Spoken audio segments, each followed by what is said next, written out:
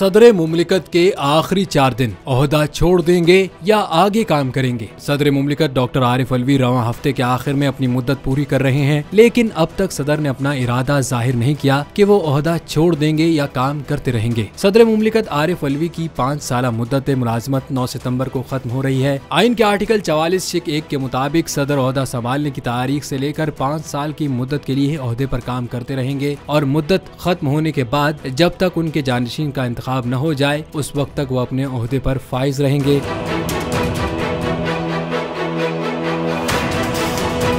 सदर के ओहदे पर फाइज शख्स इस ओहदे के लिए दोबारा इंतखाब का अहल होगा, लेकिन कोई शख्स इस ओहदे पर मुसलसल 2 मियादों से ज्यादा नहीं रह सकता। मौजूदा हालात में सदर आरिफ के अपने ओहदे की मियाद से आगे काम करते रहने का सवाल एक ऐसा मामला है जो तयशुदा है और आइन में ऐसी कोई बात दर्ज नहीं जिसकी तशरीह करते हुए सदर को ओहदे की मियाद मुकम्मल करने के बाद ओहदे से हटाने पर मजबूर किया जा सके। ताहम अगर वो अपनी मुद्दत पूरी होने पर अज खुद ओहदा छोड़ने का इंतखाब करते हैं तो ऐसी सूरत में आइन में उनके मुतबादिल के लिए वाज़ेह बात मौजूद है, लेकिन आइन वाज़ेह तौर पर उन्हें अपने जानशीन के इंतखाब तक ओहदे पर काम करने की इजाजत देता है, चाहे उसमें कितना ही वक्त क्यों न लग जाए।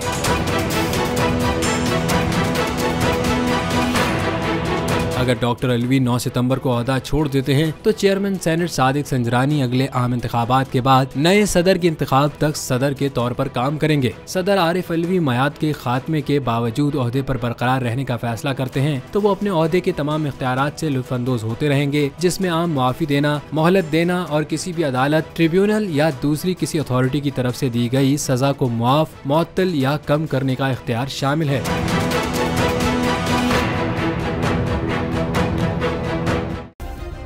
सब्सक्राइब करें और बेल दबाएं ताकि कोई खबर रह न जाए।